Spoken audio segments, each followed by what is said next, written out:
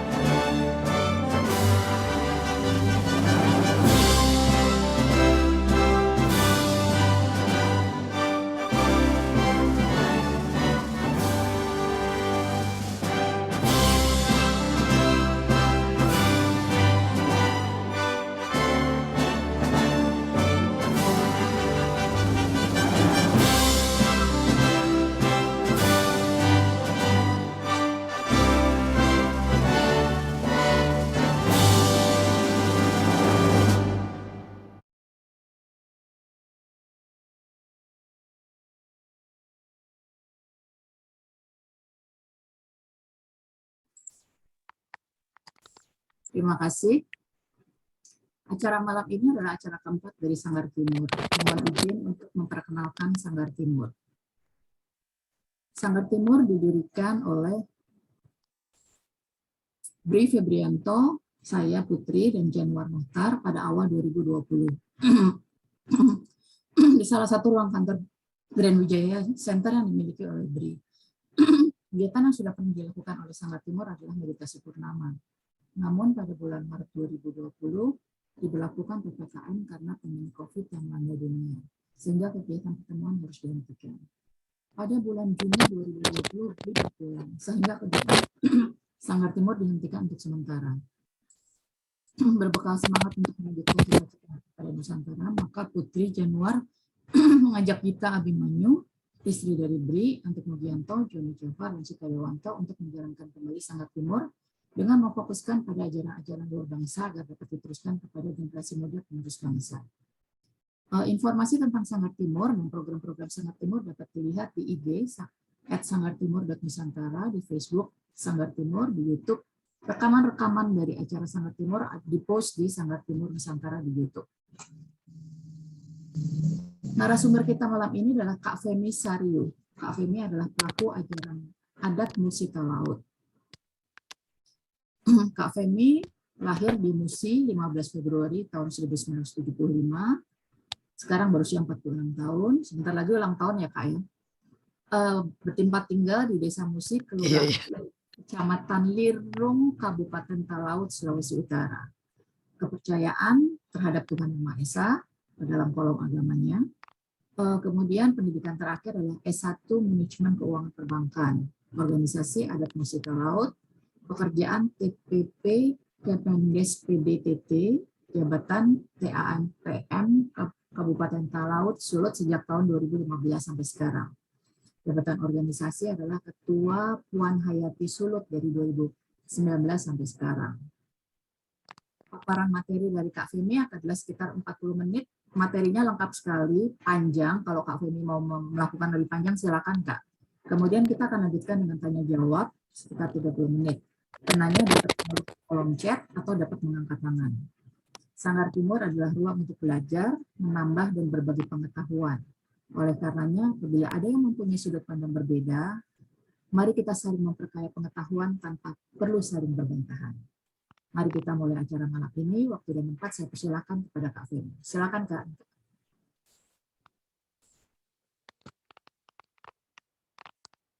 Tabea, selamat malam, salam sejahtera. Tabea. Tabea Kak, selamat malam. Semua salam kenal dari pelosok perbatasan Filipina. Kepada semua sahabat Nusantara, Tabea, selamat malam. Selamat Tabea, malam. salam sejahtera. Baiklah, pada kesempatan ini, pertama-tama saya mohon maaf berhubung kondisi koneksi jaringan di sini belum terlalu memadai, tapi dengan semangat juang untuk Nusantara bangkit, jadi semuanya dianggap biasa saja. Cuman yang membutuhkan semangat juang yang tinggi. Semangat penting Kak. Ya, pada kesempatan ini saya akan mengulas sedikit secara garis besar tentang pengat kepercayaan terhadap Tuhan yang Maha Esa Adat Musi, di mana dalam tema kita adalah untuk tanah air dan kebangsaan. Jadi untuk pertama ini dalam pembahasan materi saya akan memaparkan dulu pengenalan, alur pengenalan dan pemaparan. Di situ ada sejarah singkat adat Musi, makna ketuhanan adat Musi dan proses tahapan ritual adat Musi, terdiri dari ritual sakral perkawinan, ritual sakral baptisan, ritual sakral bercocok tanam, ritual sakral pendirian rumah adat, dan ritual sakral kematian. Kemudian bagi adat Musi ada tempat ritual, yaitu tempat persujudan yang berada di lokasi desa Kampung Musi, dan puncak sakral Bukit Duane sekitar 1 km dari Kampung Musi. Ada rumah adat dan tempat air suci. Kalau tempat air suci di Desa Musi itu di adat kepercayaan adat Musi, dia adalah satu mata air langsung dari tanah. Jadi itu tempatnya pada bagian belakang. Saya minta maaf, sebenarnya saya harus share semua tempat-tempat itu dokumentasinya, tapi sudah tidak bisa tidak sempat karena mengejar waktu juga. Kemudian alat peraga ritual adat Musi. Dalam ritual kegiatan-kegiatan ritual, kita mengingat kepercayaan terhadap Tuhan Yang Maha Esa Adat Musi punya kitab yang namanya disebut dengan kitab pembawa damai. Artinya pembawa damai. Kemudian ada air suci sebagai bahan-bahan untuk kelengkapan ritual, acara ritual. Kemudian tongkat sakral. Tongkat sakral itu digunakan sebagai alat sakral untuk dalam bencana alam, menjauhkan dari sakit penyakit, bencana alam dan segala macam gendala dan malapetaka, dan juga untuk penyembuhan penyakit. Dia punya tahapan-tahapan ritualnya juga. Kemudian hari besar yang dirayakan oleh pengingat kepercayaan adat Musi yaitu pada hari Sabtu atau hari Sabat, kita itu hari perhentian kita. Kemudian ritual sakral tanggal 30 Agustus itu hari lahirnya adat Musi, pengingat adat Musi. Baru kemudian hari ritual sakral Sawaka. Kalau bagi kita pengingat adat Musi itu ada ritual bercocok tanam. Nah ini kita acara Sawaka ini sangat sakral bagi kita. Nanti ada penjelasan kemudian. Lanjut.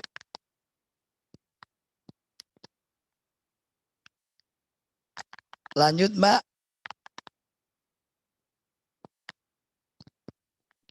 Sudah dari tadi. Mungkin lama koneksinya. Baru untuk struktur organisasi adat Musi, yaitu kita punya badan pengurus. Badan pengurus itu terdiri dari badan pimpinan, yang termasuk itu pemimpin, ketua, dan anggota. Pemimpin yang sekarang ini untuk pemimpin dari pengait adat Musi, yaitu Bapak Suwendang Panahal. Dan ketua kita itu Bapak Arnold Panahal, ketua organisasi. Terus anggota adat Musi sekarang kurang lebih dari 330 orang. Status admindu, KTP, KK, akta kelahiran, perkawinan, kematian itu memang sudah kepercayaan semua dari tahun 2018. Baru pakaian yang kita pakai dalam ritual sakral adat Musi yaitu baju adat laut, tapi untuk khusus di pengait adat Musi itu warna putih polos. Untuk pria itu dinamakan baniang. Kalau wanita itu pariwung yang saya pakai ini. Lanjut.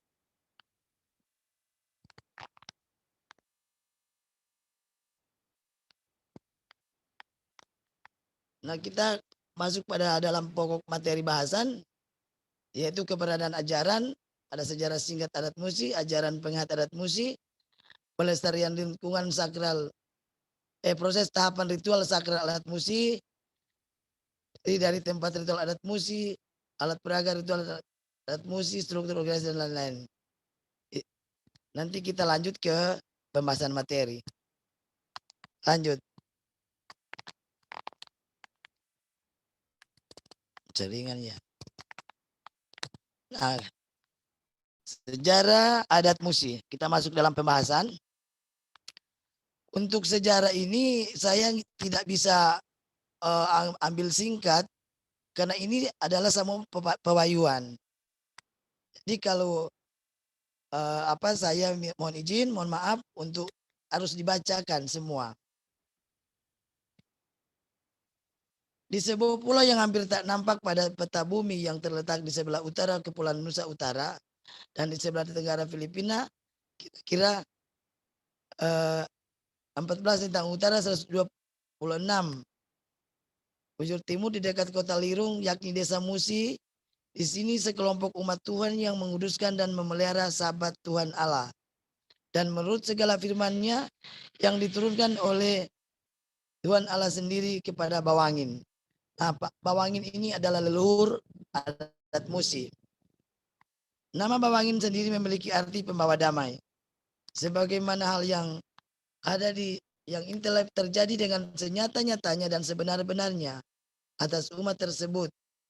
Dan di sini akan diberitakan untuk diketahui dan dipahami oleh umat manusia di muka bumi yang lapar dan haus akan firman Allah. Lanjut.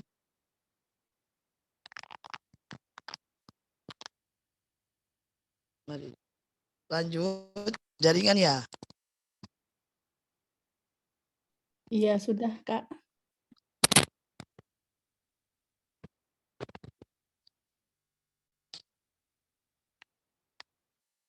Kemudian pada tarik Masehi tanggal 7 Juni 1840, kira-kira jam 9 pagi pada hari Ahad, ada seorang tua yang roman mukanya mengandung kedukaan disebabkan pertama karena ada pelangi yang membungkus bumbungan rumahnya, dan yang kedua adalah karena istri yang dicintainya hendak bersalin.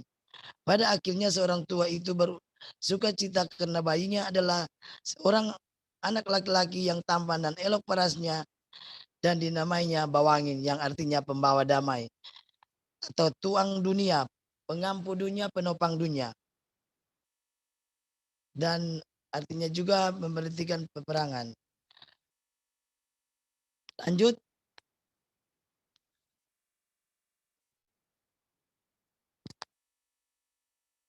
Jaringannya.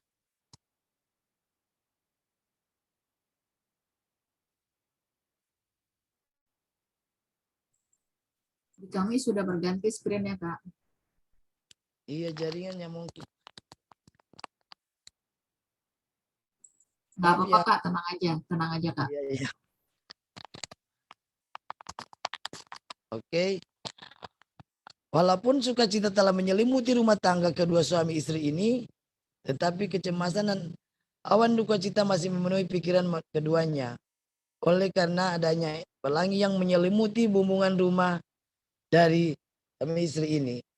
Kemudian daripada itu pada waktu kira-kira jam 15 Wita, sementara seorang tua itu dalam petidurannya di waktu ia berbaring, dilihatnya satu malaikat berdiri di hadapannya seraya berkata, jangan engkau bersusah hati karena pelangi yang sudah engkau lihat tadi itu adalah satu alamat yang baik bagimu dan seisi rumahmu. Karena anakmu yang baru lahir itu adalah seorang anak yang pada kemudian hari nanti akan menjadi besar di hadirat Tuhan Allah. Dan pada akhirnya menjadi seorang nabi dan akan menjadi satu bejana pilihan dalam menjalankan pekerjaan Allah sampai pada ajalnya. Jangan engkau katakan perkataan ini pada seorang jua pun, walaupun istrimu ataupun sanak saudaramu atau orang tuamu sekalipun. Lanjut.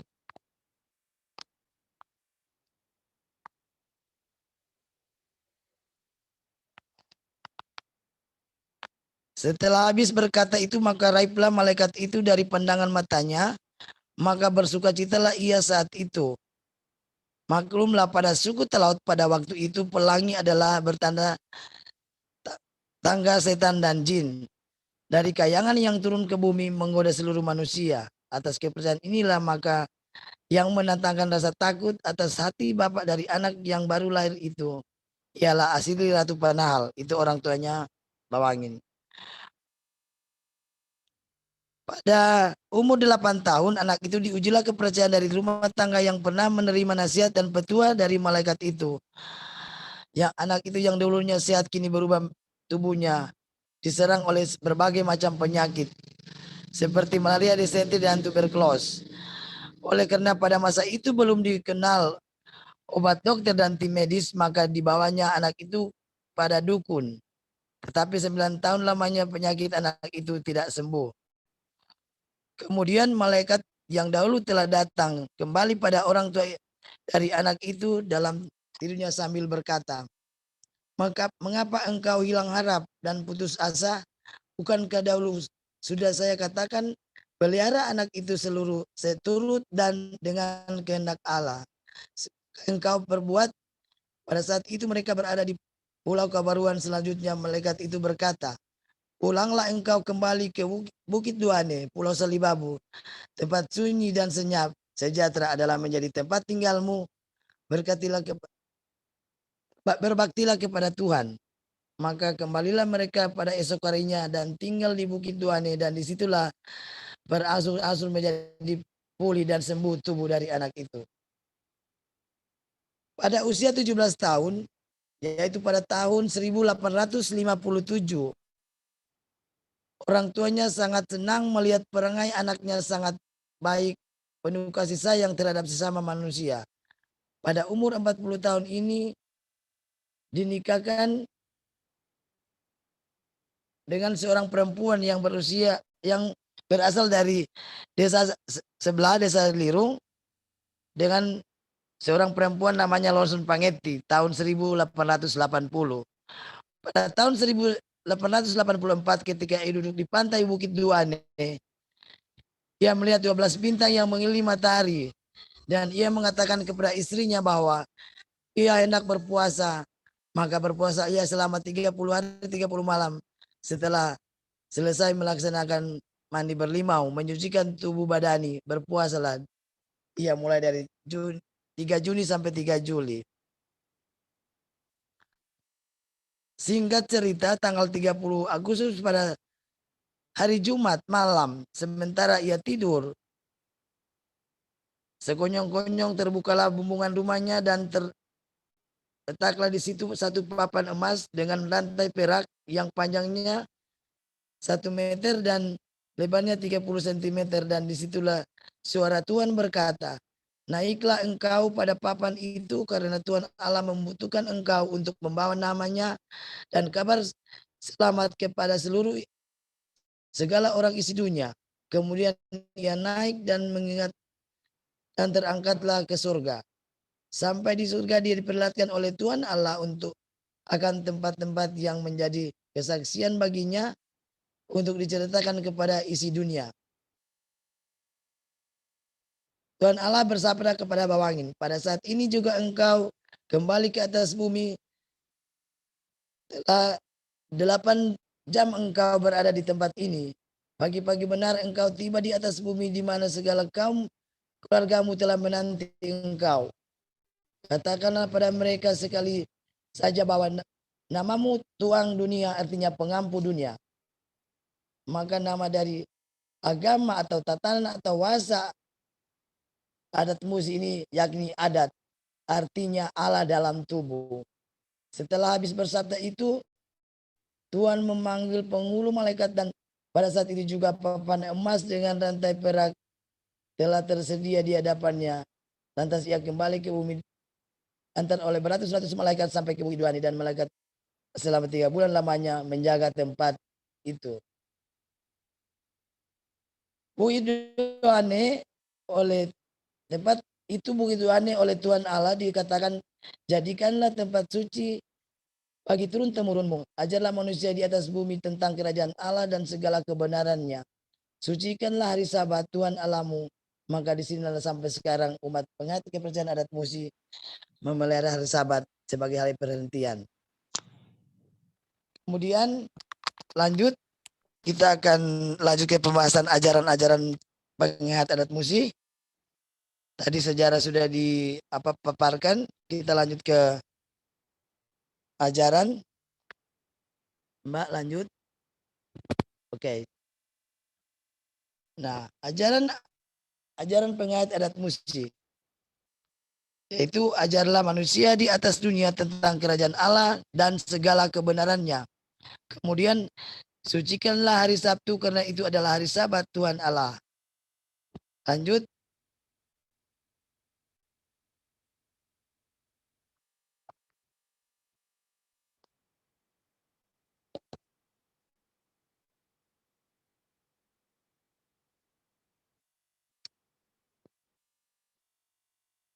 Maaf ya, ini agak alot.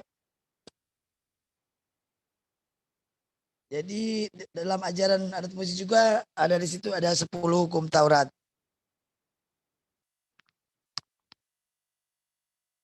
Ini nanti bisa dilihat di layar. Lanjut.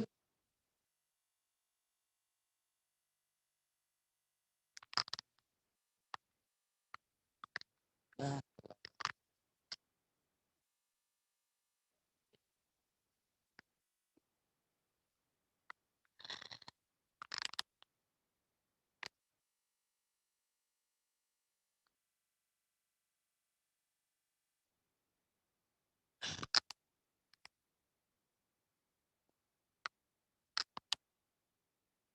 lewat sebulan lamanya sudah bawangin kembali di dunia, maka ia duduk di tempat tidurnya dan pada tiap-tiap pagi pada hari Sabat Sabtu ia mengajar orang-orang tentang kerajaan Allah, yakni penurutan dan kesetiaan pada Allah, yakni 10 hukum Taurat, perihal cinta kasih sama manusia, dan perihal bagaimana manusia harus berlaku sepanjang hidupnya di hadirat Allah baik secara tubuh maupun jiwa. Lanjut. Kita masuk pada tahapan-tahapan ritual sakral yang dilaksanakan oleh warga pengayat adat musi.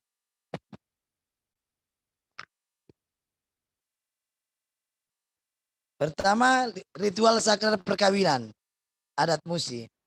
Nah, dalam proses perkawinan adat musi ini, dia ada berapa tahapan. Pertama peminangan, baru kawin famili, baru pemberkatan nikah. Dalam pinangan itu ada tahapan juga. Manginaa. Manginaa itu, maaf saya pakai dengan bahasa lokal. Manginaa itu ada pertemuan di mana memberitahukan bahwa kedua pasangan baik perempuan atau laki-laki ini sudah ada hubungan. Jadi pemberitahuan kepada kedua belah pihak orang tua. Setelah acara manginaa itu baru ada tahapan juga ke mangonoka. Mangonoka itu sudah pertemuan antara dua keluarga untuk merembuk musyawarah dalam acara pernikahan. Nah, dalam tahapan-tahapan ritual sakral perkawinan ini, di situ diselenggarakannya sesuai dengan ada tradisi budaya Talaut dalam tahapan-tahapan ritual sakral, dan ini sangat sakral. Nah, dengan dengan tahapan-tahapan ini maka terpenuhnya garis keturunan. Berdua ada persamaan hak dan kedudukan. Baru musyawarah. Lanjut.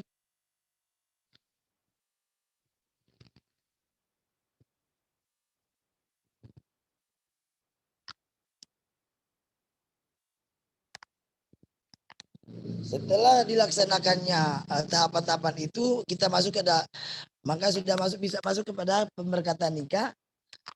Pemberkatan nikah itu langsung di dalam peneguhan perkawinan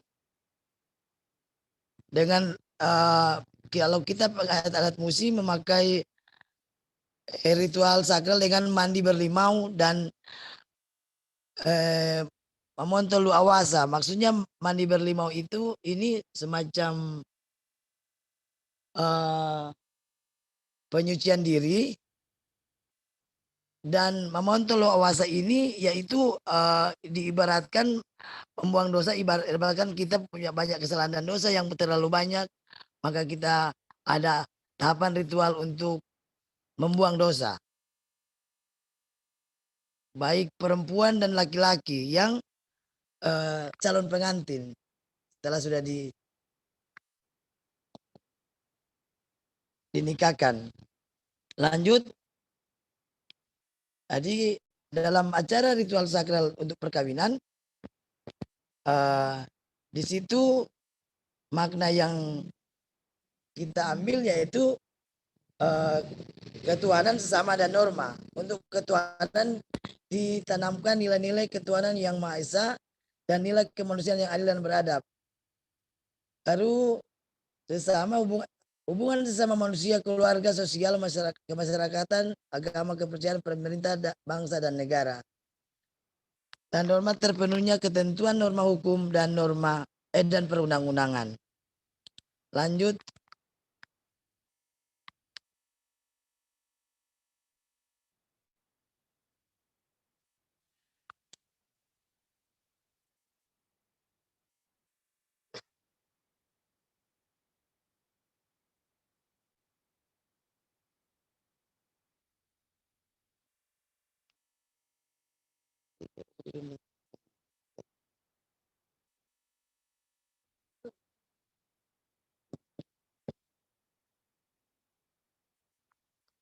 Untuk tujuan ritualnya adalah rumah tangga adalah komunitas terkecil dari kehidupan bermasyarakat, berbangsa, dan bernegara.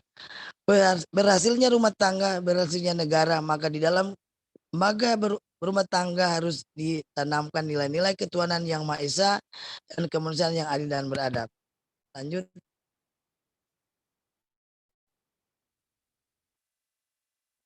Kita masuk pada ritual bercocok tanam. Tahapan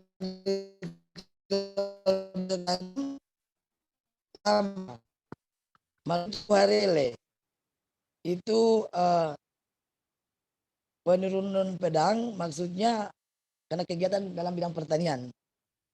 Jadi marintu karele mengaba ini tahapan-tahapannya.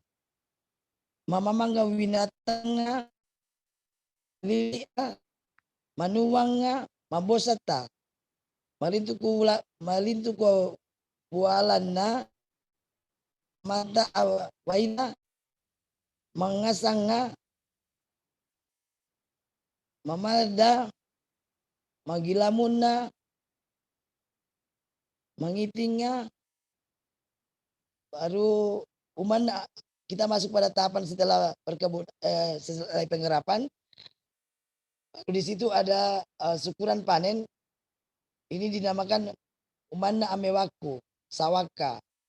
Itu syukuran panen padi. Setelah kita bercocok tanam dan memetik hasil dari itu panen. Nah, dalam tahapan manawaka atau sawaka itu umana amewaku itu ada tahapan sakralnya juga. Dan ini sangat-sangat sakral. Dilakukan dalam suasana hening dan tidak ada suara apapun.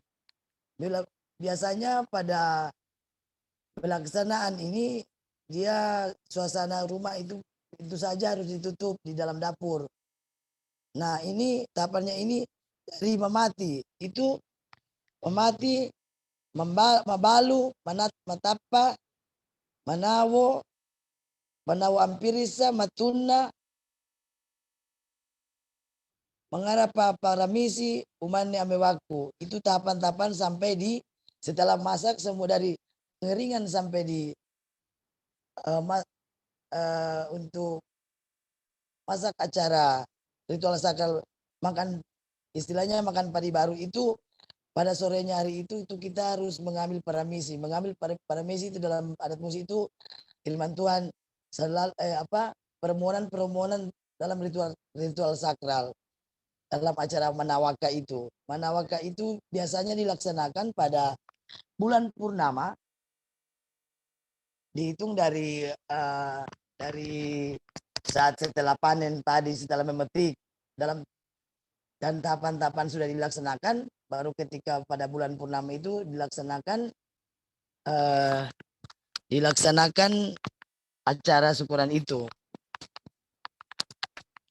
Dasar upacara ritual itu adalah memahami hubungan sosial dan harmonisasi dalam kemanusiaan setiap pribadi, warga komunitas budaya adat musik dalam ritual. Lanjut.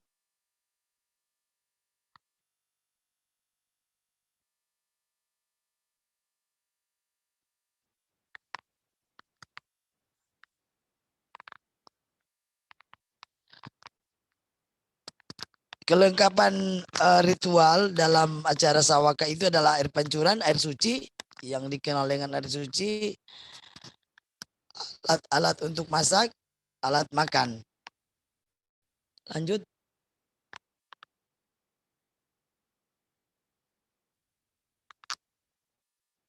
Makna ritual yaitu dari bercocok tanam ini pelestarian alam lingkungan, pengendalian diri, wujud peribadatan, iman dan takwa, berdoa setiap saat tanpa mengenal waktu dan tempat. Baru pembinaan budi luhur. Lanjut.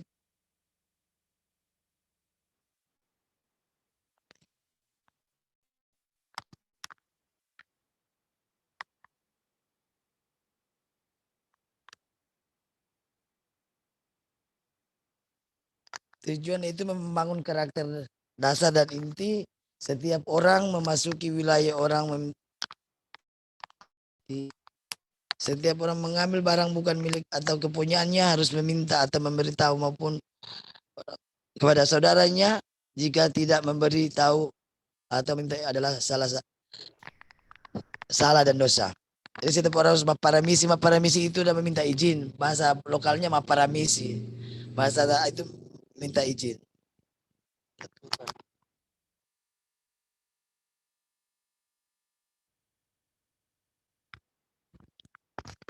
Lanjut tujuan itu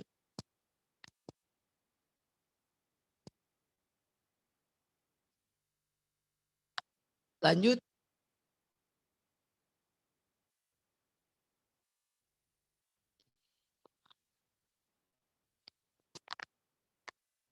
Lama screenshot yang jaringan yang Ini judulnya Amanah Leluhur, Kak. sudah. Oh ini di sini belum. Saya lanjut aja. Amanah leluhur. Pertama, para misi simiute miu matatu napa. Ola engkeng kami runia maringi itu rumanta maele maiwaro. Yang artinya yang kedua parima ada masuano buah-buah pira rabi maola ampung pemerintah. Dalam bahasa Indonesia, ajaran Tuhan telah di tanganmu, amalkan dan wujudkan dalam kehidupan dunia. Kehidupan dunia mendengar akan datang dan melekat dan bertanya. Baru kedua, rajin menanam buah-buah di kemudian hari menjadi pusat perhatian pemerintah. Perlu diketahui bahwa di Kepulauan Talaut, Desa Musi itu dari dulu sampai sekarang terkenal dengan desa buah-buah dari zaman leluhur. Jadi makanya sekarang di Pulau Talaut itu, di Kepulauan Talaut Desa Musi masih terdapat banyak buah-buah. Kita masuk ke ritual membangun rumah adat. Pertama, sejarah rumah adat. Rumah adalah wanala. Dalam bahasa Talaut, wanala atau tempat pertemuan. Rumah adat di Desa Musi dibangun oleh Bawangi Panahal pada tahun 1919. Rumah adat adalah ware para misi menurut komunitas budaya kepercayaan terhadap Tuhan Yang Maha Esa. Tempat pelayanan Malituku Warele, Malituku Walana, tempat pelayanan mandi berlima untuk warga pengayat. Tempat ditulisnya hikayat Bawangi Panahal pada tanggal 17 Agustus 1926 oleh Arnold Asli Panahal. Kita masuk pada tahapan pembangunan rumah adat, renovasi rumah adat, yaitu ada pembongkaran rumah adat, pembangunan kembali rumah adat. Tahapan ritual pembangunan rumah adat. Pertama, mengandung watu, peletakan batu pertama, membangun naware, mendirikan tiang, membangun patuwo, mendirikan tiang raja, mengandangu sasarang kabah, meletakkan bumbungan rumah, dan mangintaro wale, menempati rumah. Kelengkapan ritual untuk rumah adat, pembangunan rumah adat yaitu daun cocor bebek dan batu marita. Batu marita itu batu agak tipis yang ada di sungai-sungai yang ada di Desa Musi. Kita lanjut ke dasar ritual.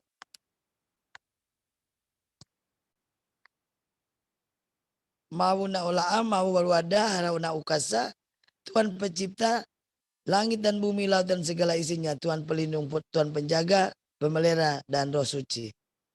Tidak menyangkal Tuhan saat berkelimpahan dan tidak menghujat Tuhan di waktu berkekurangan. Makna ritual.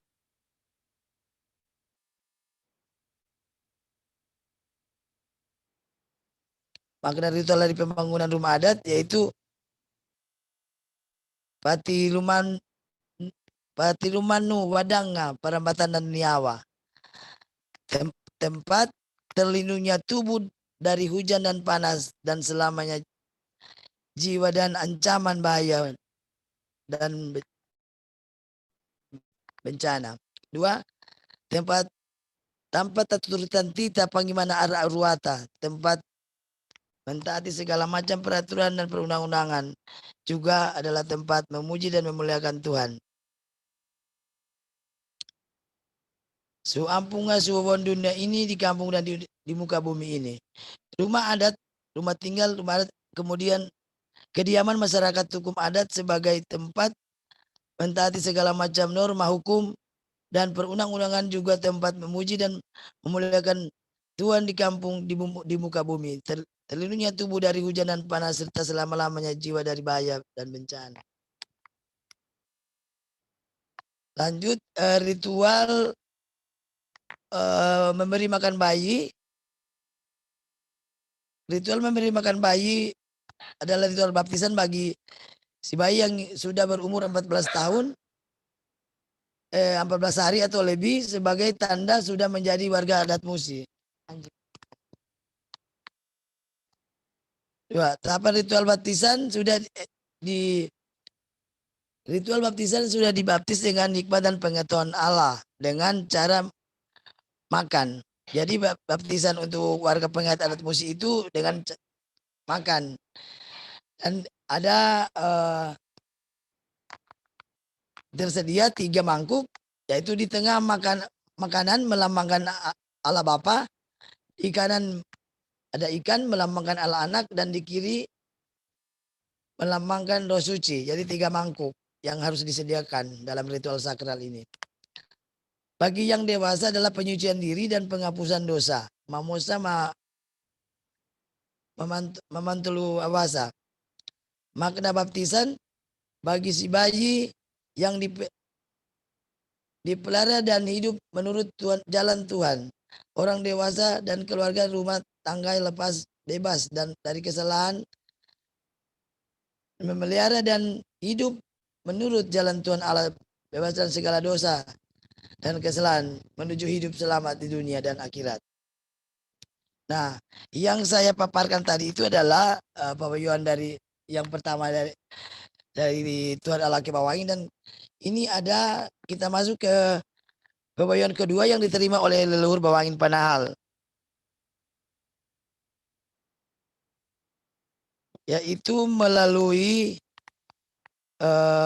gambar hidup yang pada waktu itu setelah sebelum leluhur Bawangin Panahal itu meninggalkan dunia, jadi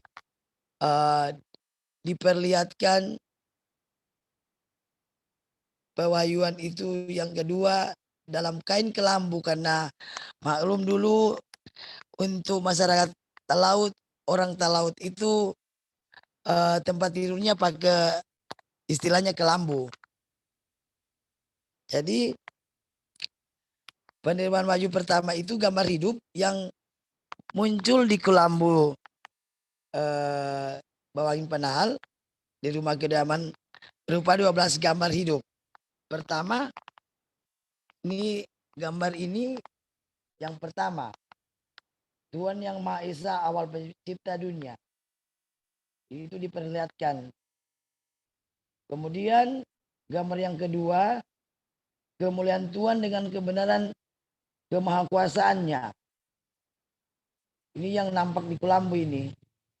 Kemudian yang ketiga, kehidupan manusia pertama Adam dan Hawa saat dicobai iblis. Kemudian yang keempat,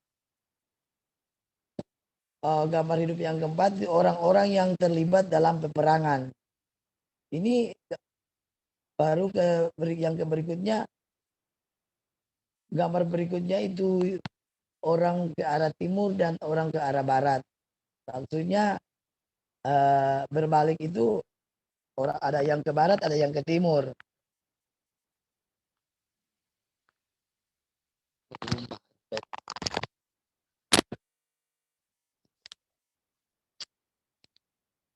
Kemudian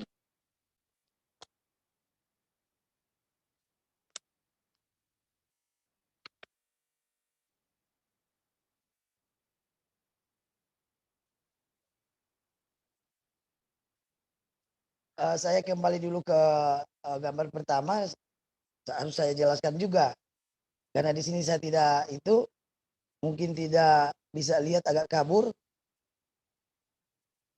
Yaitu gambar pertama, itu Tuhan Yang Maha Esa awal penciptaan dunia, yaitu terang. Kemudian terlihat Tuhan Yang Maha Esa datang bersama 2 malaikat sebagai pengawalnya.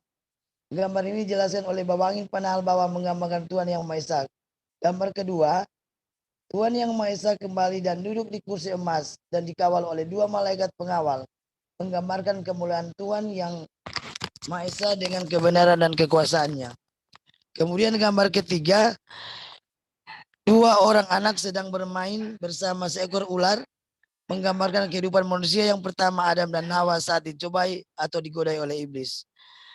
Dan gambar yang keempat, yaitu terlihat laki-laki dan perempuan, tua muda, semua memanggul senjata masuk hutan, memikul senjata masuk hutan, menggambarkan orang yang terlibat dalam peperangan. Kemudian gambar yang kelima, perahu kora-kora yang ditumpangi oleh 16 orang sambil mendayung dengan arah berlawanan. 8 orang mendayung ke timur dan sedangkan 8 ke barat.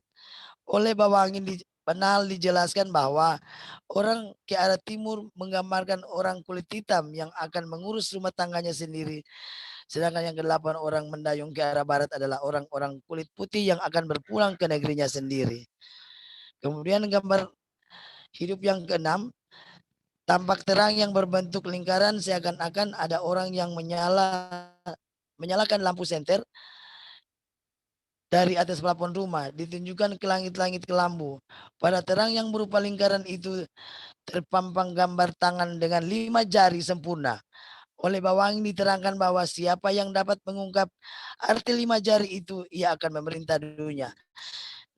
Nah, para sahabat Nusantara, dalam penampakan ini, gambar hidup yang yang ke-6 ini, yang dimaksud itu adalah 5 Pancasila. Jadi pada zaman itu, pada era leluhur Babawangin Panahal itu, di warga adat Musi sudah mengenal Pancasila.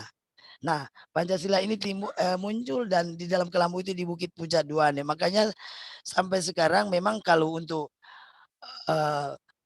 penerapan Pancasila itu bagi penglihatan Musi itu memang sudah dari sejak diajarkan oleh Babawangin Panahal.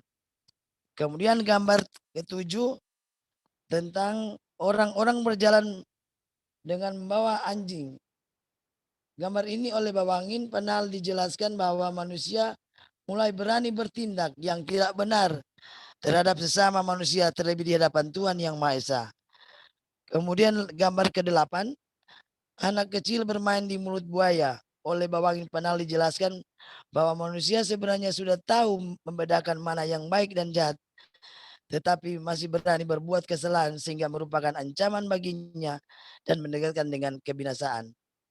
Gambar yang ke-9 itu orang-orang memikul balok dengan berjalan berbalik kaki di atas dan yang lainnya berjalan sebagaimana manusia biasanya. Digambarkan oleh Babawangin pada Panahal manusia di hadapan Tuhan Yang Maha Esa atau sudah salah bertindak dan manusia hidup benar di hadapan Tuhan. Yang ke-10, gambar memperlihatkan orang-orang baik laki-laki, perempuan, tua muda memikul balok berjalan sebagaimana adanya manusia. Oleh Babawangin Panahal dijelaskan orang-orang mulai membangun, yakni membangun pembangunan di segala bidang. Kemudian gambar ke-11, nampaklah terang dan datanglah gelap sehingga tinggal membentuk seutas benang pada bagian bawahnya. Kemudian nampaklah satu titik putih yang makin lama makin membesar, yang pada akhirnya nampaklah Tuhan Yang Maha Esa duduk di kursi emas dengan dikawal oleh malaikat. Oleh Babawangin Panahal dijelaskan bahwa jika kebenaran tidak ada lagi di atas bumi dan tidak tinggal sedikit sebagaimana digambarkan oleh terang tinggal berbentuk seutas benang, maka hari kiamat akan datang atau Tuhan akan datang dengan kemuliaannya dengan diawali oleh bala tentara surga yang turun di dunia. Pemaparan ini tentang terkait 11 gambar hidup ini itu adalah salah satu di mana menggambarkan kehidupan kita di dunia ini setiap dekade sampai sekarang ini. Nah, kita sekarang sudah dalam posisi digambar ke 10. Jadi sudah diberitahukan Bawangin bahwa tahapan-tahapan peradaban sudah diterangkan pada zaman itu. Jadi sehingga kita sekarang sudah beranjak pada gambar ke 10.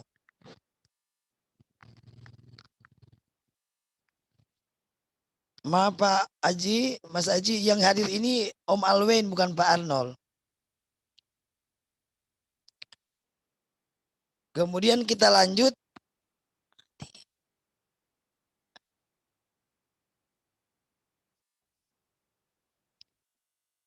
Nah, kita masuk pada saya tampilkan situ istilah-istilah ya bahasa lokal untuk pengajar adat musik. Jadi saya sudah itu nanti dibacakan. Saya sudah ambil sedikit itu yang istilah-istilah dalam bahasa lokal untuk pengajar adat musik. Baru saya titipkan juga doa untuk tanah air dan bangsa. Nanti dibacakan lagi. Untuk pemaparannya, sekian dan terima kasih. Saya kembalikan kepada para sahabat Nusantara, teman-teman semua. Untuk kita berdialog. Saya berikan kesempatan kepada teman-teman. Terima kasih banyak Kak Femi, menarik sekali. Silakan teman-teman yang punya pertanyaan ditulis di chat atau angkat tangan ya. Nanti saya berikan tempat dan waktunya untuk teman-teman yang mengangkat tangan. Sebelum ada pertanyaan, Mas Aji sebentar, saya punya sedikit pertanyaan untuk Kak Femi. Kak Femi, tadi kan Bawangin kan memulai tahun 1880 ya Kak ya? Pada saat beliau berumur 44 tahun, 40 tahun kalau nggak salah. Pertanyaan saya adalah sebelum tahun itu ajaran di musik talaut itu apa Kak? Leluhurnya di sana apa? Ajaran apa Kak? Bisa langsung dijawab saja Bu. Ya. Sebelum ajaran. Suaranya jauh Kak. Sebelum ajaran yang dari leluhur Bawangin Panahal itu masyarakat adat talaut, masyarakat talaut pada waktu itu di sekitaran tahun itu belum mengenal ajaran apapun, masih bersifat penyembahan berhala, animisme, dinamisme waktu itu. Jadi seluruh untuk Kabupaten Talaut, Kepulauan Talaut itu memang belum mengenal ajaran kebenaran pada tahun itu, pada sebelum tahun di mana Bawangin telah mendapat pewahyuan itu belum ada agama apapun dan ajaran-ajaran kebenaran. Nah, setelah pewahyuan ini dari Tuhan Allah ke Bawangin, jadi seluruh masyarakat Talaut pada waktu itu meyakini dan mencari ajaran ini dengan terkikisnya peradaban yang sudah itu, maka tinggallah kami di Desa Musi sendiri yang mengikuti dan menjalankan ajaran ini.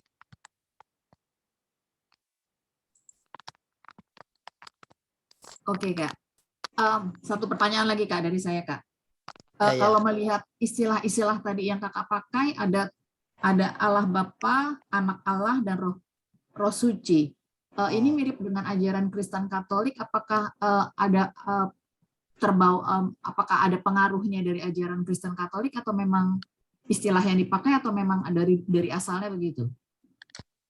Begini, dari pewahyuan itu memang sudah sebelum ada agama masuk di Pulau Talaut dalam zaman itu ini pewahyuan dari Tuhan Allah ke Bawangin ini sudah ada ajaran ini. Sebelum agama manapun masuk itu sudah ada ajaran ini tahun 800-an itu Bu. Jadi kalau mau melihat untuk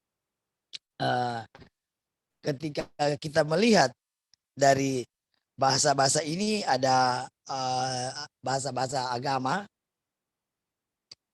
itu kalau di pengadilan musik itu sejak ini sudah dipakai, istilah-istilah ini sudah dipakai sejak zaman itu belum ada agama masuk di Pulau Talaut. Bahkan orang-orang Talaut pada zaman itu belum mengenal ajaran. Oke. Belum ada Kristen, belum ada agama manapun. Jadi waktu itu di Talaut yang ada pertama sekali ini ajaran adat musik ini dari Baik. leluhur Bawangin. Baik, saya baca pertanyaan dari Mas Aji di Kediri. Ya. Tabea, Pak Arnold dan Kak Femi, pewahyuan dalam bentuk 12 gambar di kelambu sangat menarik. Izin tanya apa? Bu, mohon maaf, bukan Pak Arnold, Pak Alwain Memalanggo, bukan Pak ya. Arnold, Pak Alwain. Maaf Pak. Ya. Izin tanya, apa sudah ada yang mampu paham arti 5 jari? Yang begini Bu, yang 5 jari ini memang dalam setiap pemaparan kami tetap selalu kita memberikan pemahaman kepada orang-orang baik di kampung, di internal atau eksternal maupun di luar daerah, di dalam daerah Talaut. Jadi untuk cuman karena mungkin kekurangan kami tidak pernah mengekspos ini secara atau dulu sekarang, apalagi sekarang sosmed dan lain-lain. Jadi memang dalam kesempatan ini kami cuma kalau saya pertemuan dengan teman-teman adat tradisi yang ada di sini pertemuan itu selalu dipaparkan, tetapi dalam karena mungkin masih banyak orang belum tahu, jadi mereka anggap itu hal sepele. Tetapi waktu itu dengan muncul 5 jari itu di gambar hidup, yang dapat menerangkan dan memahami itu cuma menjadi presiden pertama Bapak Soekarno. Nah, makanya kan dalam pewahyuan itu dikatakan bahwa orang yang bisa menjawab 5 jari ini dia akan memimpin negara. Nah di situ ternyata yang bisa mampu memahami ini cuma Pak Soekarno pada zaman itu. Oke. Teman-teman yang lain kalau ada yang mau tanya silakan ditulis di chat ya. Sambil menunggu yang lain nih Kak. Ya enggak apa-apa Bu. Upacara panen itu setahun ada berapa kali Kak? Upacara panen itu setahun dibikin 2 kali karena kan ada tahapan-tahapan penanaman. Tahapan penanaman di adat musik pertama ada iya itu Bu, ini perlu saya jelaskan ke teman-teman semua. Untuk bercocok tanam itu kan ada semacam tahapan di musim melihat penanaman menurut bulan bintang itu bagi pengadat musik. Jadi dalam 1 tahun itu 2 kali panen. Itu bulannya Karena fix atau berganti-ganti Kak? Kalau kami pengen lihat itu. Bulannya tidak berganti-ganti Bu. Mati timah itu pada bulan ada istilah mati timah itu penanaman bulan Oktober. Berarti dia panennya sekitar acara itu pada bulan Februari. Jadi mati timah baru mayamba. Mati timah baru yamba itu 2 tahapan penanaman padi. Makanya sampai sekarang masyarakat warga adat musik itu diharuskan dan memang wajib untuk menanam karena itu adalah tahapan-tahapan ritual sakral. Dengan tahapan-tahapan ritual sakral penanaman ini itu ada 2 ritual untuk kelangsungan hidup dan untuk rezeki dalam kehidupan kita sehari-hari. Makanya dalam permohonan untuk bercocok tanam itu ada ritual meminta alam yang baik, cuaca. Jadi memang harus dilaksanakan karena ini kita doanya meminta untuk kesejahteraan baik semesta dan manusia. Jadi itu. Itu terbuka untuk umum nggak, Kak? Orang-orang luar boleh ikut lihat? Ini ajaran ini tidak tertutup. Hanya cuman begini, Bu. Di kita di sini apalagi di Desa Musi, Desa Musi itu ada 7 agama yang ada di situ. Nah, yang mayoritas pengeat. Jadi kita juga mereka paham. Cuman kalau dalam kegiatan kita selalu selalu saling rukun. Umpamanya kegiatan di penghayat adat musi. Jadi seluruh agama lintas iman yang ada di Desa Musi itu pasti semua kumpul di situ. Saling gotong royong.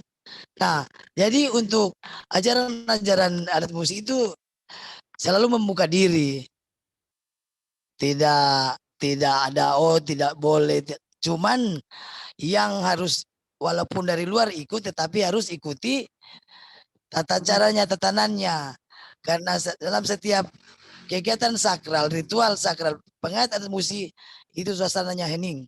Tidak ada tembang, tidak ada, jadi harus hening. Dalam acara apapun dia hening. Bahkan setiap kegiatan-kegiatan itu dalam ritual sembahyang itu biasanya kalau masawaka itu untuk syukuran itu sampai rumah ditutup, dan kegiatan sawaka itu untuk syukuran itu semua dengan pakaian putih. Jadi setiap kegiatan kita melakukan kegiatan dengan pakaian putih. Sampai pada acara kegiatan masaknya itu bahkan juga makanan yang harus disediakan itu makanan-makanan yang ada di kebun yang digarap itu. Karena dari buka kebun sampai panen itu kan ada tahapan ritual sakral. Itu ya, makanan kita non daging. Jadi kita selalu utamakan sekarang sudah diangkat kearifan lokal. Jadi untuk adat musi itu biasanya makanannya dari paling kebanyakan sayur, ikan, ya ikan tawar, ikan air laut di laut. Jadi untuk kalau tahapan ritual sakralnya makan padi baru itu sawaka itu biasanya ada sayur-sayur tertentu juga yang bisa disajikan situ.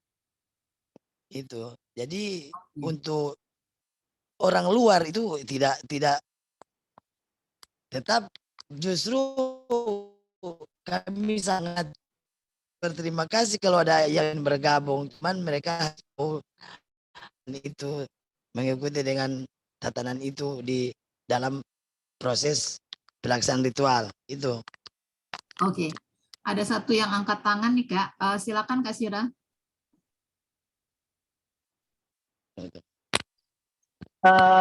Bisa bicara dengan, saya panggilnya Ibu Femi atau Kak Femi ya. Saya ingin sekali bertanya. Ini menarik. Suaranya nggak jelas. Wah. Ya, sudah. Oke, bisa saya agak dekat ya. Ini agak menarik, yaitu mengenai agama.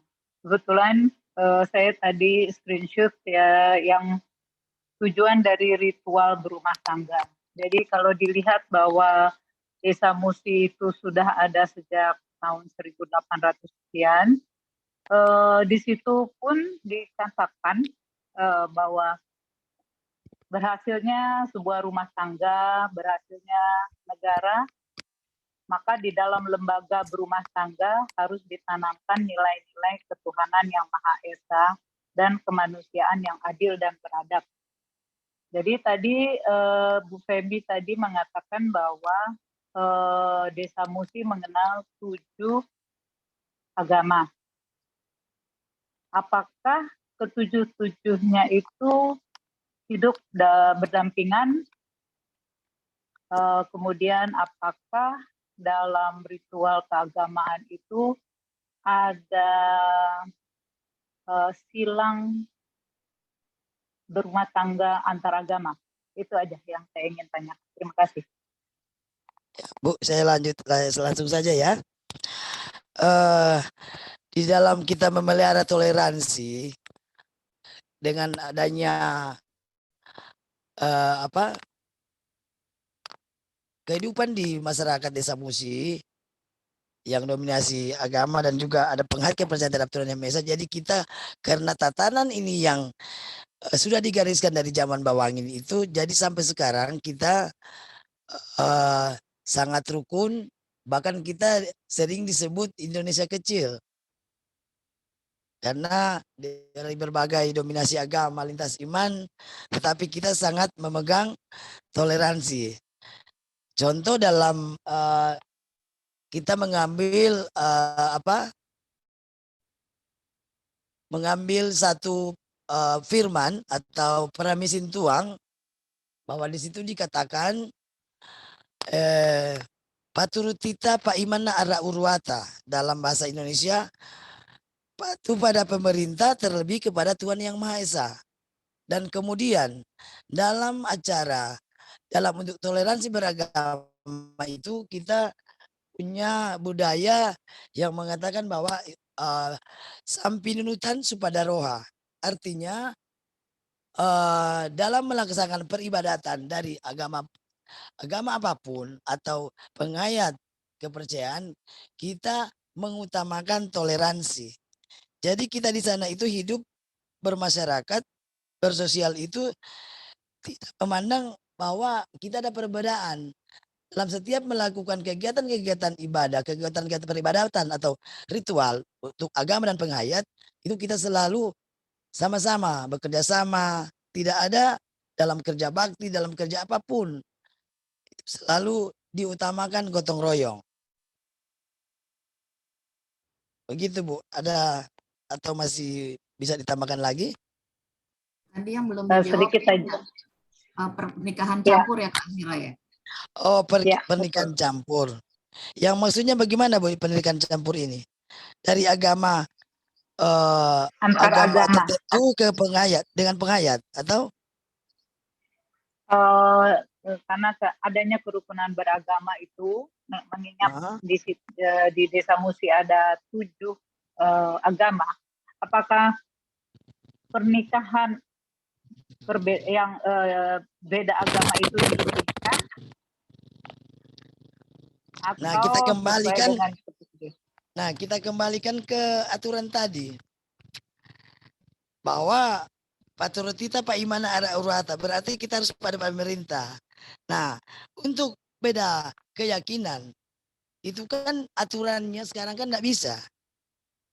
Aturan kan tidak bisa. Harus ketika perkawinan beda agama itu kan harus satu semacam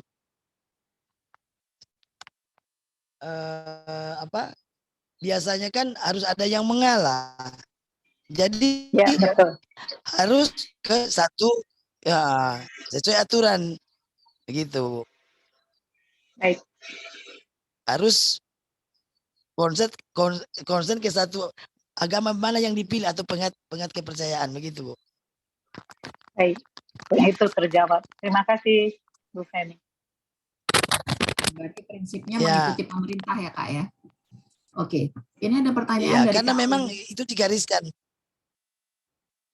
Oke, ada pertanyaan di chat dari Kak Wiwin Bandung. Rahayu izin bertanya apakah ada hukum adatnya? Terima kasih. Tapi ini Mas Aji menjawab, adat dalam kurung Allah dalam tubuh itu adalah nama agama lokal di Desa Musi, Kecamatan Lirun, Kabupaten Kepulauan Talaut. Kak Femi mau ada yang ditambahkan tentang hal ini? Apakah dalam ajaran adat ini, ajaran agama adat ini, ada hukumnya khusus untuk masyarakat pemeluk agama adat atau gimana Kak? Kalau yang di pernyataan dari Mas Aji, ya memang benar, adat adalah bukan suatu adat tradisi, tetapi adat ala dalam tubuh. Tetapi dalam pelaksanaan ritual sakral untuk warga adat Musi itu melaksanakan tatanan budaya nenek moyang leluhur. Dalam kegiatan sakral itu budayanya. Tetapi dalam untuk nama itu adat itu bukan adat tradisi ala dalam tubuh, tetapi dalam pelaksanaan ritual bagi penganut adat Musi itu tatanan budaya Talaut. Begitu.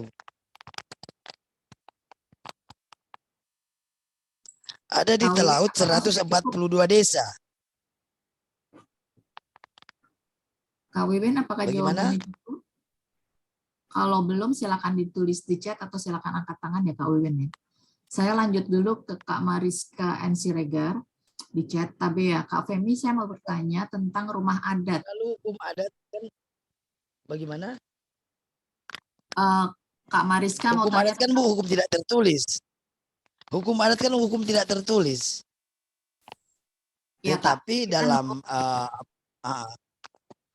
kita nunggu apakah Kak Wiwin masih ada pertanyaan lebih lanjut Kak? Saya tanya di pertanyaan berikutnya nih Kak. Untuk rumah adat, apakah dipergunakan hanya untuk beribadah saja atau juga berkeluarga, dan apa ada ciri khas tertentu untuk rumah adat Musi? ya, untuk rumah adat itu adalah salah satu rumah yang dipakai untuk ada kan tahapan-tahapan ritual perkawinan di situ. Jadi di rumah adat itu di situ ada tempat permandian, air suci kan situ dia ada untuk penganut adat Musi. Jadi dia bisa juga rumah tinggal, bisa juga tempat ibadah sakral, ritual sakral. Dan kemudian apa tadi?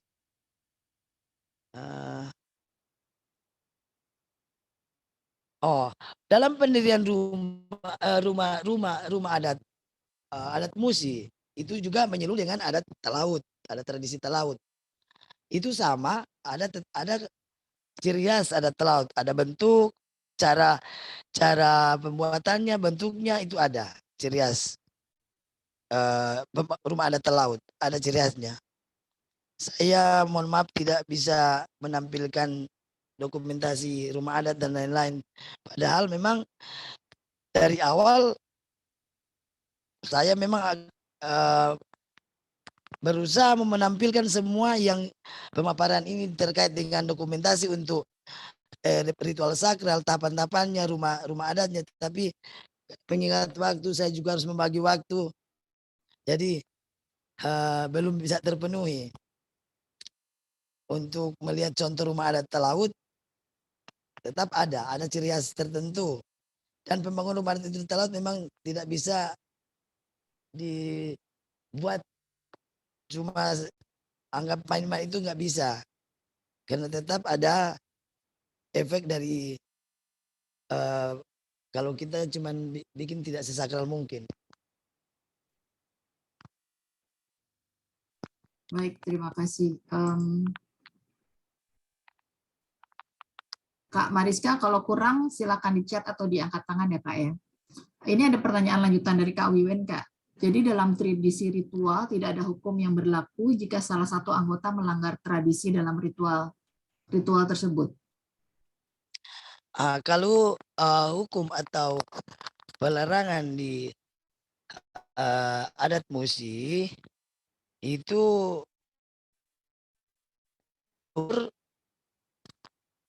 mengatakan bahwa kita kembali ke ajaran, kita kembali ke pewahyuan, kita kembali ke para misin tuang, ajaran firman Tuhan.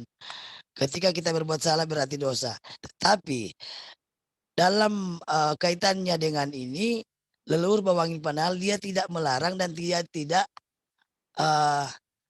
menghukum. Cuman pesannya kita apa yang kita lakukan, apa yang kita perbuat tidak sesuai dengan ajaran atau tatanan, itu akan kita rasakan ke dalam diri kita sendiri. Kalau dipakai dengan bahasa lokal kami,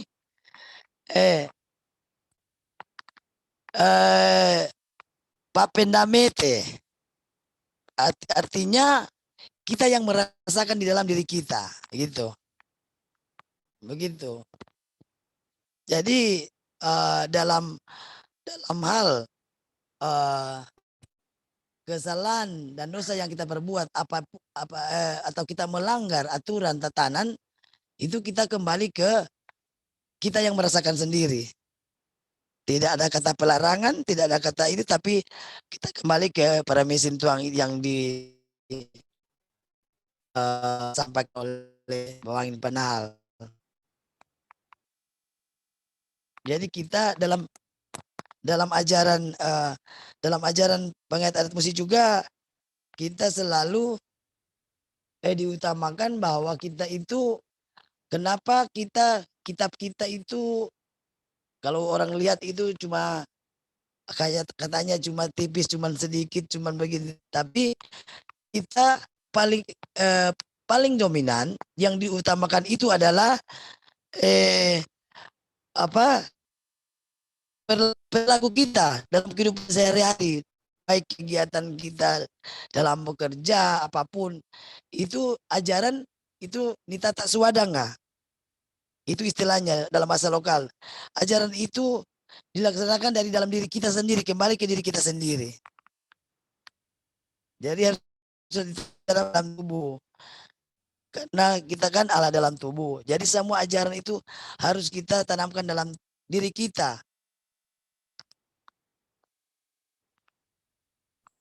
Berarti tidak ada hukuman ya Kak ya? Hukumannya cuma di itu, kembali ke diri sendiri, dan itu kan apa yang dianggap kita berbuat salah itu kan dosa, cuma dosa ini, tapi tidak ada bahwa harus sini, harus itu kan hukuman biasanya punya sanksi ya, karena kita kan dalam menjalankan ini ajaran adat adalah dalam tubuh.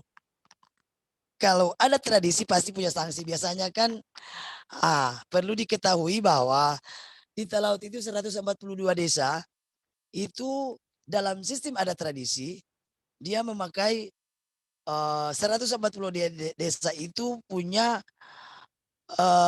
klasifikasi atau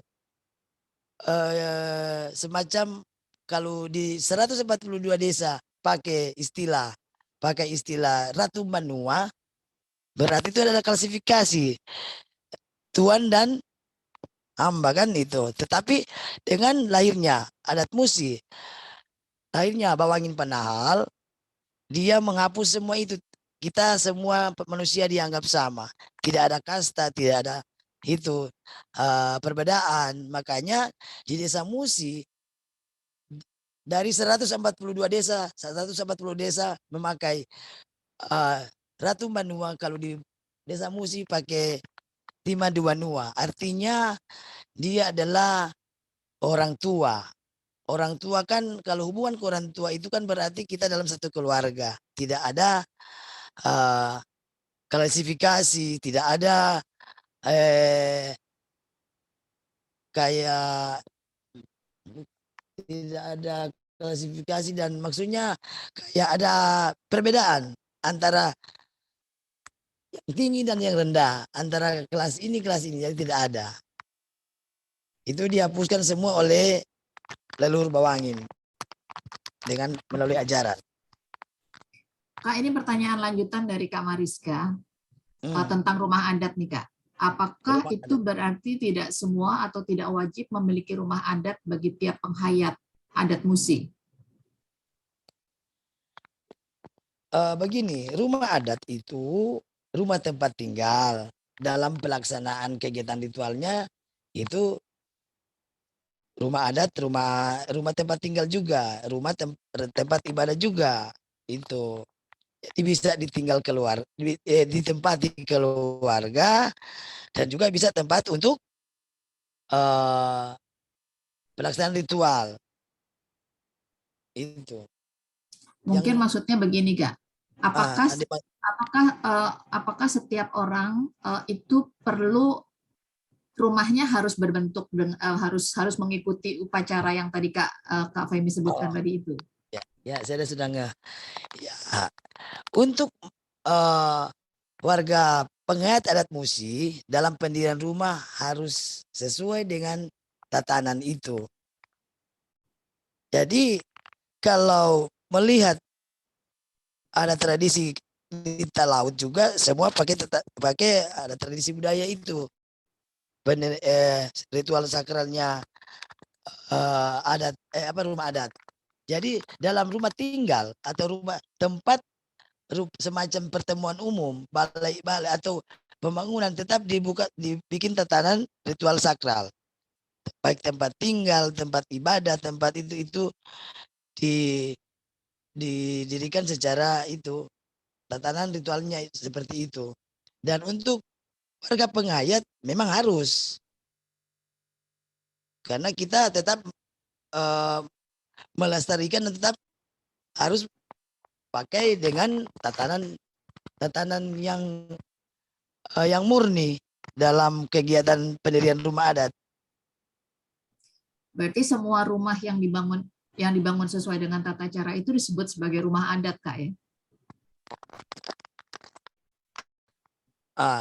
Dalam penjelasan tadi itu di rumah adat yang rumah tempat rumah adat, rumah yang dipakai oleh warga pengayat untuk acara ritual. Ya, tadi kan dijelaskan. Cuman kalau dalam rumah tinggal juga sering harus dilakukan tatanan ini, harus dijalankan, sangat sakral. Oke, berarti kalau saya tidak salah menangkap, berarti Kak Mariska, semua yang membangun rumah harus mengikuti tata cara yang tadi sudah disebutkan sama Kak Femi. Cuman untuk yang disebut sebagai rumah adat itu untuk pelaksanaan ibadah, gitu ya, Kak, ya? Iya. Yang saya jelaskan tadi itu yang rumah adat yang dari pengayat adat musi, ada di rumah adat kan ada rumah adatnya di situ. Waktu rumah adat itu dulunya tempat penulisan hikayat ini dalam sejarah ini kan ditulis di rumah itu, rumah adat. Jadi kita punya satu rumah adat juga. Dan kalau pendirian rumah untuk seluruh warga pengayat itu harus pakai tatanan itu yang murni itu. Oke, Kak Mariska, kalau kurang silakan di chat atau silakan angkat tangan ya, Kak, ya. Teman-teman lain kalau ada yang masih punya pertanyaan silakan ditanyakan. Kita jarang-jarang dengar tentang ajaran adat musi Talaut ini. Jadi mumpung Kak Feminya ada, kita tanya supaya kita lebih paham tentang ajaran-ajaran luhur dari nenek moyang kita. Syukurlah mumpung jaringan ini agak normal. Jaringan bagus, Kak, ya. Oke. Iya, syukur. Iya. Tadi waktu di awal Kakak di paparan ada yang bilang bahwa dari langit-langit rumah terbuka dan kemudian ada papan emas dan rantai perak itu, Kak. Nah, sekarang pertanyaannya, apakah itu masih ada barang-barang tersebut?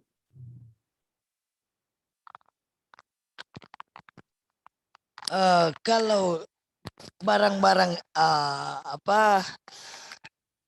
dikatakan barang itu kan yang disediakan dari itu, bukan manusia yang menyediakan itu.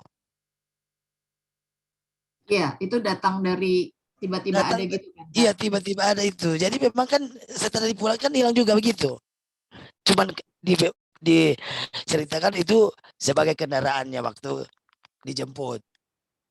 Memang pada saat itu juga langsung hilang begitu, enggak ada. Okay. Itu dari kendaraan dari Tuhan Allah itu untuk iya, untuk pewahyuannya itu ya, Kak, ya. Pewahyuan, iya. Oke, teman-teman yang lain masih ada pertanyaan?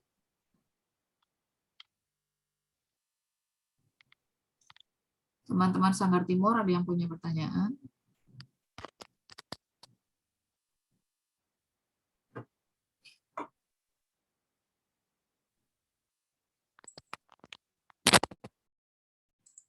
Kak, satu lagi pertanyaan nih, Kak. Ya, sebanyak mungkin apa-apa. Kembali kepada tadi Kakak sebut tentang asal mula kehidupan atau asal mula dunia merujuk pada Adam dan Hawa. Sementara kan kita percaya bahwa Nusantara itu Nusantara itu ada terjadi jauh sebelum ada Adam dan Hawa. Perbedaan ini gimana Kak? Apakah memang masyarakat adat Musi itu percaya bahwa kehidupan dimulai pada saat ada Adam Hawa, atau seperti kepercayaan yang dipercaya pada umumnya, kepercayaan di Indonesia Nusantara bahwa itu ada sebelum Adam dan Hawa?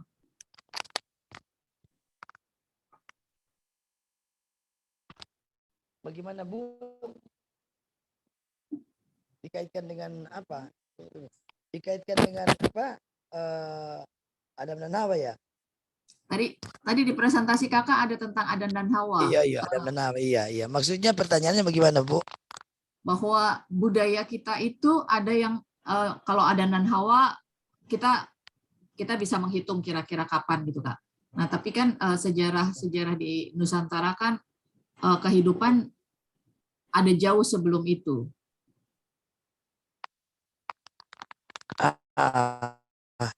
Kalau kita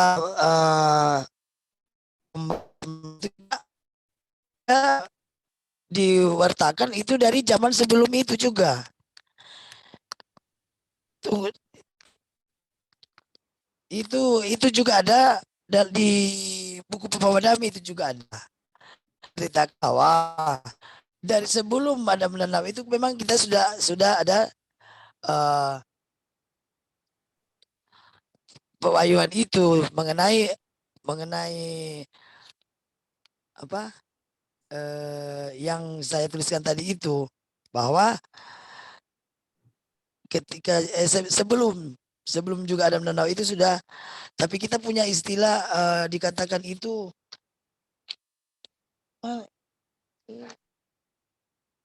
iya, itu makanya tadi memang sebenarnya saya akan tuliskan situ agar bisa jelas. Jadi makanya memang dari ada tumpi dunia, sema dunia, itu dari zaman itu zaman sebelum Adam dan Hawa. Oke. Iya. Oke Kak. Ada yang angkat tangan? Ini mungkin pertanyaan terakhir dari Kak Tuti. Silakan dibuka mic-nya. Ya, bagaimana? Selamat malam, Mbak Femi dan semua. Malam Setelah Kak. Malam Ibu Tuti ya. Iya, saya telat nih baru nyampe. Aduh, salam sehat ya. Cerita awalnya bagaimana? Tapi yang saya ketahui aja tadi, maaf ini nggak gambarnya nggak bisa, sinyalnya agak kurang bagus. Nggak apa-apa ya? Nggak apa-apa Kak, silakan Kak. Iya. Tadi kalau nggak salah saya pingin nanya, kalau di daerah mana itu adat Musi itu mayoritas agamanya apa ya Mbak Femi? Oh iya Bu Tuti ya. Kalau di Desa Musi itu mayoritasnya pengayat. Karena karena sejarah pendirian lahirnya adat Musi, lahirnya juga Desa Musi.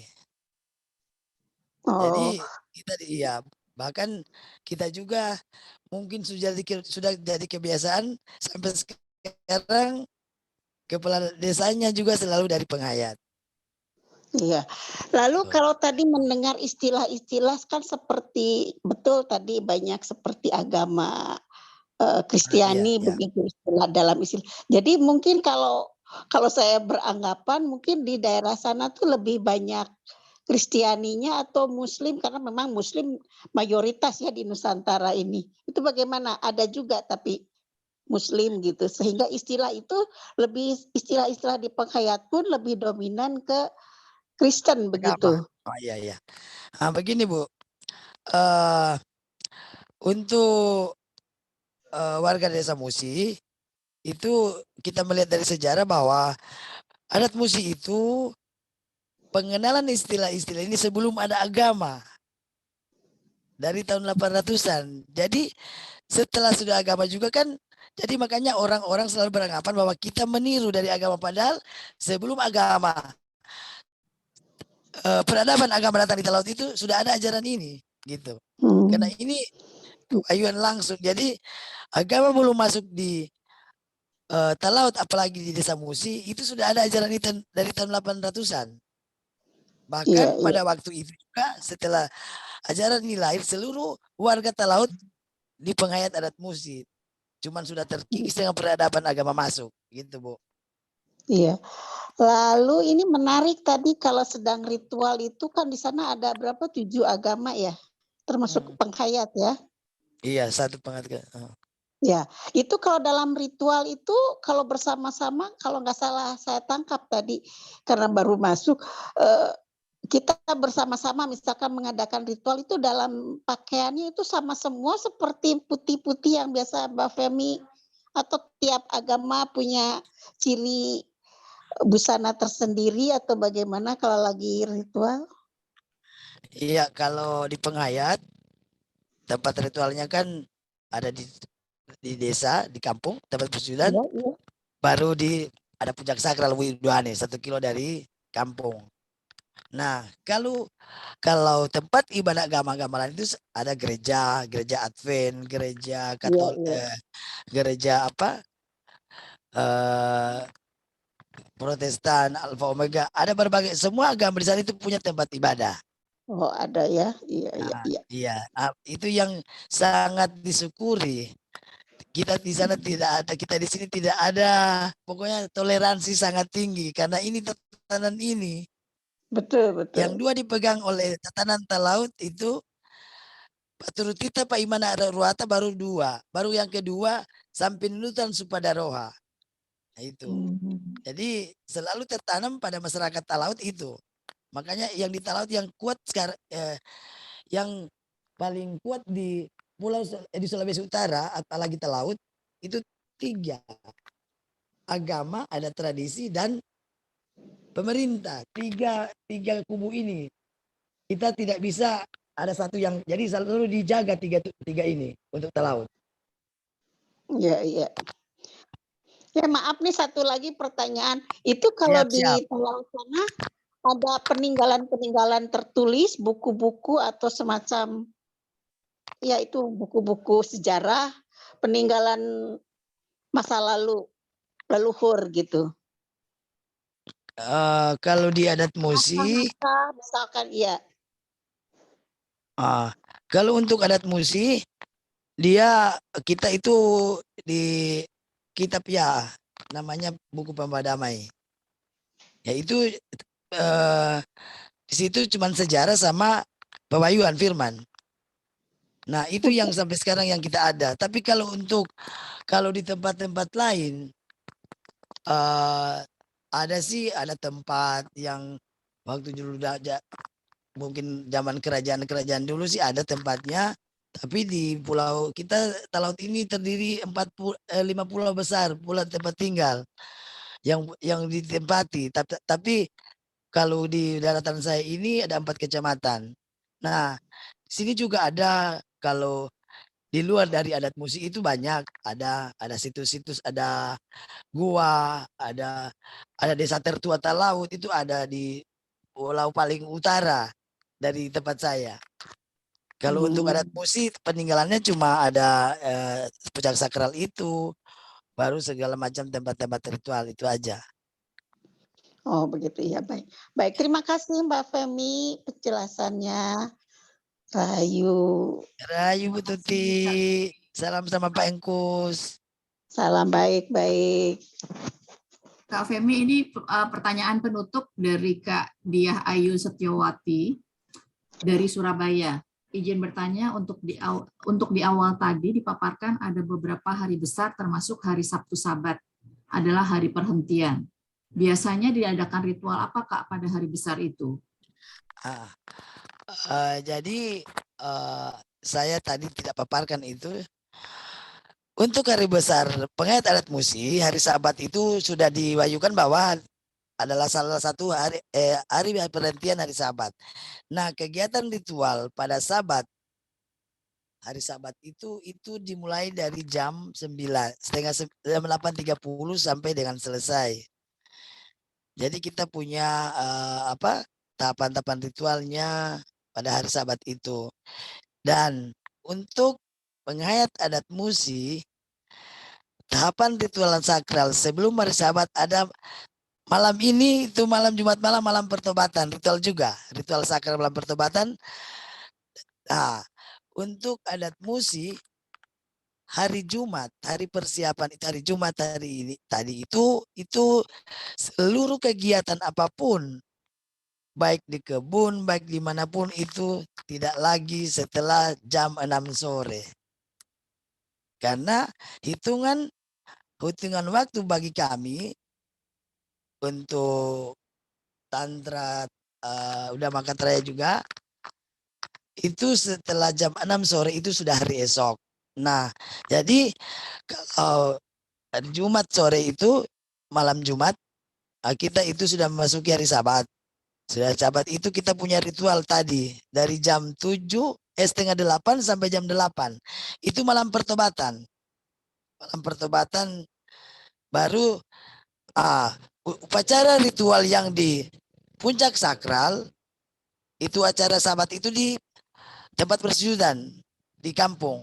Tetapi untuk tempat ritual sakral yang di puncak UI Duane itu pelaksanaan ritualnya setiap akhir bulan pada hari Sabat. Jadi setiap akhir bulan pada hari Sabat itu yang di puncak sakral UI Duane, Bukit Duane. Dan juga pada hari Rabu malam jam 6 sore sampai jam selesai. Itu untuk khusus untuk untuk ritual sakral di puncak. Itu hari pada subuh hari Sabat pada akhir bulan, subuh jam 5 pagi itu akhir bulan. Tapi kalau Rabu itu jam 6 sampai selesai pada setiap hari Rabu. Jadi kita juga kemarin waktu di COVID semua pada bicarakan, kita kan ke puncak, kenapa tempat ibadah juga kan tidak bisa. Jadi kita waktu itu juga sempat sebulan. Ada berapa bulan itu? Jadi ke puncak juga sudah dibatasi. Padahal kalau menurut saya itu puncak kan jauh dari polusi. Jadi kita juga ikut karena kan paturutita Pak Imana Ara Urwata tetap harus ikut aturan pemerintah. Gitu. Ya. Itu Bu. Oke, ini pertanyaan terakhirnya tambah terus nih Kak. Tambah terus enggak apa-apa Bu. Ini saya suka bersyukur karena jaringan mantap ini. Oke. Dari Kak Miki, pertanyaannya, setelah agama Kristen masuk di Sangir, bagaimana ajaran adat musi mensikapi? Memang pada zaman itu ketika kita itu kan waktu zaman penjajahan kan Belanda dan Jepang sampai di Musi, sampai di Talaut. Nah, ketika mereka mendengar waktu penyebaran agama ini, mereka mendengar nama Bawangin yang mengajarkan ajaran kebenaran, mereka anggap musuh. Makanya kan di sejarah juga kan di situ Bawangin dalam peperangan.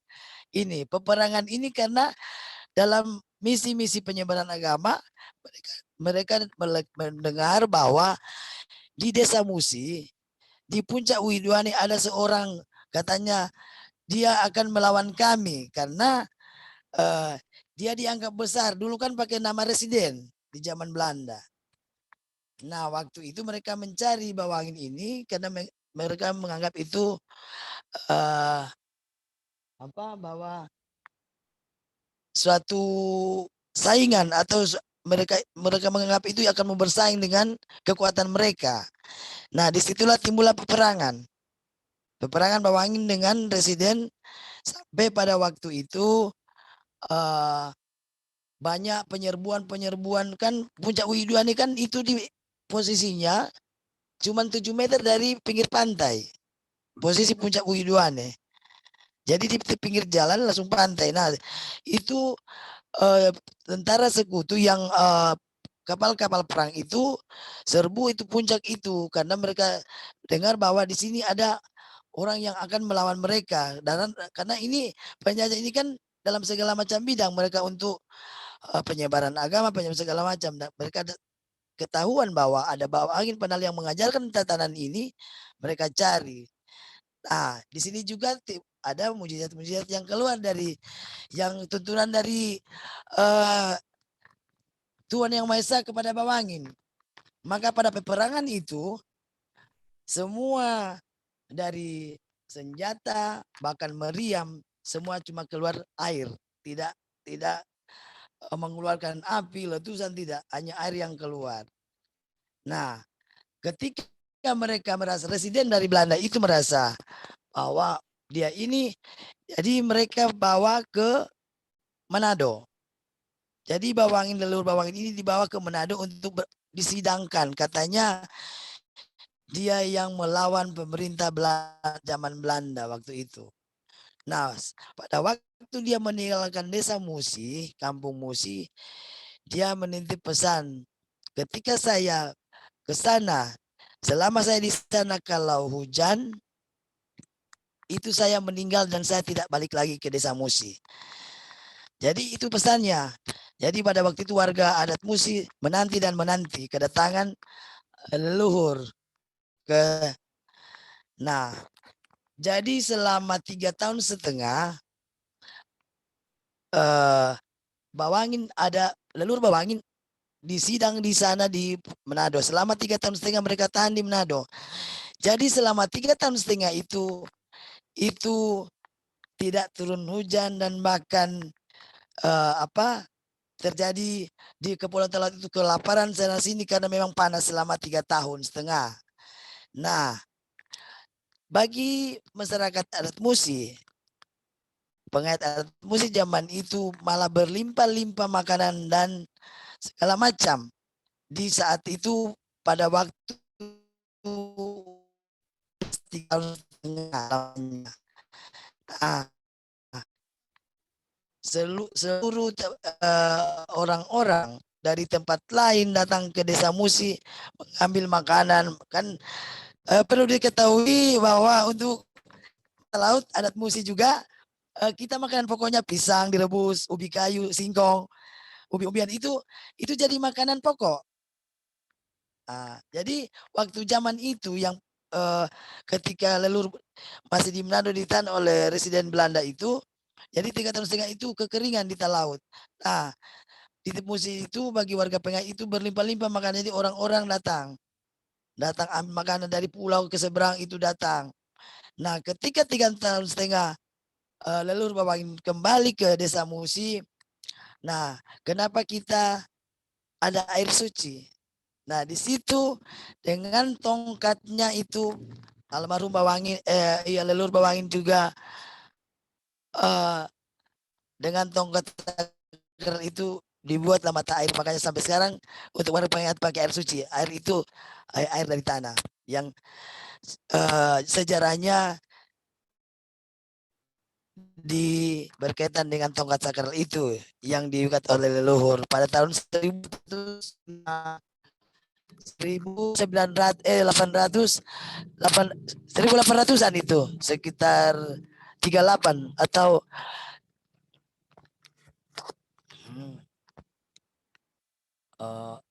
sekitar 1888 itu. Jadi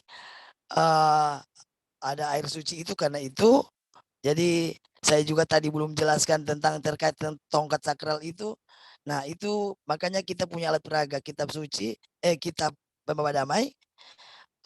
Baru kedua tongkat sakral itu air suci. Air suci ini itu ketika kembalinya leluhur bawangin ke desa Musi karena waktu itu kekeringan, karena dia udah pesan selama dia tidak ada di kampung, kalau hujan itu berarti dia sudah meninggal. Dan ternyata penantian dari warga adat Musi 3,5 tahun itu dengan gembira hati bahwa leluhur mereka udah datang. Dan itu.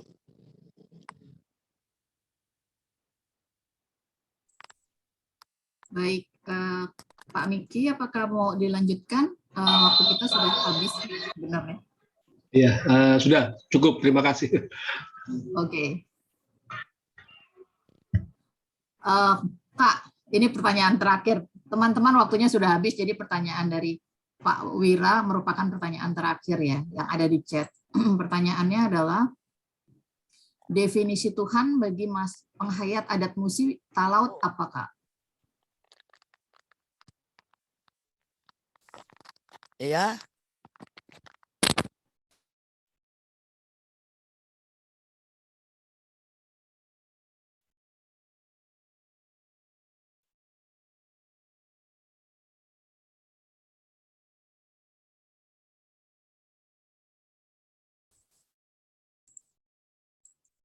Kakak masih di mute, Kak. Tuhan adalah definisi Tuhan ya, Bu? Ya, Definisi Tuhan itu bagi penghayat Musi adalah Tuhan pencipta langit dan bumi, Tuhan pembela dan Roh Kudus. Tuhan yang disembah bagi adat Musi adalah Maurua Tanah Olah, Maurua Tawarua, Dahara Una Kuasa.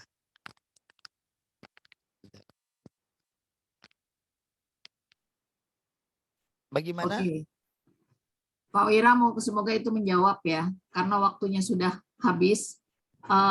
Kami minta teman-teman yang masih ada untuk membuka kamera, kita foto sebentar untuk file kita semua. Mungkin Mas Januar bisa tolong mengambil gambarnya. Yang mau membuka kamera, silakan membuka kamera ya teman-teman. Boleh Baik. tolong Abang ya? Ya baik, silahkan buka kameranya. Semua cuma satu halaman. Ya boleh senyum, saya hitung 1, 2, 3. Senyum. Ya sekali lagi cuma satu halaman, biar ada filenya. Silahkan senyum lagi, 1, 2, 3. Ya cukup Mbak Putri. Terima kasih banyak. Terima kasih banyak teman-teman yang bertahan sampai jam ini. Kak Femi, terima kasih banyak, luar biasa, kita koneksinya bagus malam ini. Semoga lain kali Kak Femi masih bersedia. Bagaimana, Bu? Saya tutup acara ini. Terima kasih. Minggu depan kita ada dari teman-teman Marapu, minggu depannya lagi ada teman-teman dari Manggarai. Acara dapat dilihat, program acara dapat dilihat di Instagram @sanggartimur.nusantara. Terima kasih banyak, selamat malam, selamat beristirahat, salam sehat buat semuanya. Terima kasih, Kak. Terima kasih. Selamat malam. Tabia Kak Femi. Tabea, Kak Femi, Ya. Rahayu Rahayu. semuanya. Terima Rahayu. kasih Kak Femi Femi, sudah malam. bersehat bagi Bumi Mangir, bagi Sunda Wiwitan, Kediri dan lain-lain. Ditunggu lagi.